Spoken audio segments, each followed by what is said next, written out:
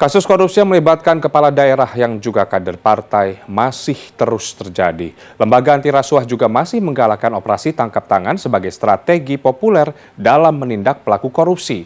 Lalu apakah mahalnya mahar politik mempengaruhi tindak korupsi seseorang?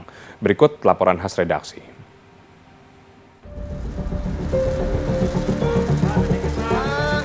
Penangkapan Gubernur Sulawesi Selatan Nurdin Abdullah membuat kaget banyak pihak, termasuk partai pendukung PDI Perjuangan. Sekjen PDI Perjuangan Hasto Kristianto mengaku kaget karena Nurdin adalah sosok yang baik sekaligus menjadi kepala daerah yang banyak menerima penghargaan anti korupsi. PDIP sebagai partai pengusung Nurdin siap memberikan bantuan hukum dan mempersilahkan proses hukum berjalan sebagaimana mestinya. Tidak ada tanggapan terkait mengapa kadernya dapat terjerat korupsi. Ya kita ikutin proses karena beliau kan menurut penilaian dari masyarakat kemarin yang menyampaikan ke saya, banyak yang kaget, banyak yang sedih karena beliau itu orang baik. Ya cuma memang ya di dalam situasi ini kami dukung upaya KPK di dalam memberantas korupsi. Nurdin Abdullah tertangkap berkat kerja cepat lembaga anti rasuah yang mendalami laporan dari masyarakat tentang kasus ini. Ada dugaan terkait penerimaan sejumlah uang oleh penyelenggara negara pada Jumat 26 Februari lalu. Nurdin ditangkap pada malam itu juga setelah rekan lain yang diduga terlibat tertangkap. Ketua KPK Firly Bahuri menegaskan OTT dilakukan beriringan dengan pencegahan dengan memperbaiki sistem internal agar tidak ada celah sedikit pun untuk korupsi.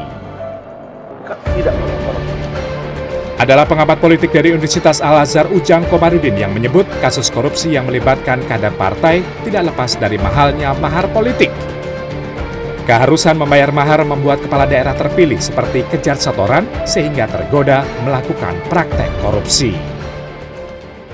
Mahar politik itu ada partai yang tidak menggunakan mahar, ada juga yang menggunakan. Tapi secara umum hampir menggunakan semuanya.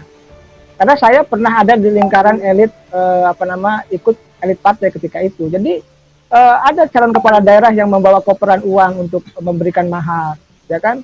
Lalu mohon maaf, petinggi partai itu ketika dia menerima calon kepala daerah ingin mendapatkan rekomendasi, yang ditanya itu kamu punya uang berapa? Sudah siapkan uang berapa? Nah ini yang menjadi persoalan. Selain itu, KPK menetapkan Sekretaris Dinas PUPR Sulawesi Selatan Edi Rahmat sebagai tersangka penerima dan Agung Sucipto sebagai pemberi suap dari unsur swasta. Berdasarkan pemeriksaan sementara, kasus ini diduga terkait dengan gratifikasi untuk pengadaan barang, jasa, dan pembangunan infrastruktur di Provinsi Sulawesi Selatan. Rizky Ladauhan, Bara Maestro, Jakarta.